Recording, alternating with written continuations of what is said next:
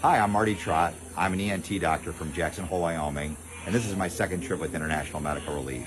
In 2014, a trip with IMR changed my son's life. We went to Kenya.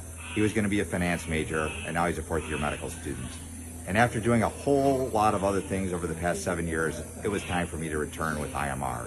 So here we are, flew into Nicaragua, and after some exciting changes of plans because of the crazy COVID situation that we're in southern Nicaragua.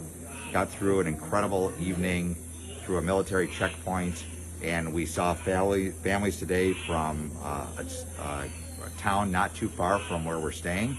Saw an incredible array of different sorts of medical problems, some that we could address acutely today and some that are going to have to be managed over the long term. And for me, it was an opportunity to get back to my roots. While my son's in medical school now, I had an opportunity to teach a pre-dental student. I had an opportunity to work with someone who's just got into medical school but still doesn't know how to take blood pressures. And so it was an opportunity to get back with IMR, to spend some time with my colleagues, and to see the patients that need so much of our care and really have challenges accessing appropriate care outside of their area.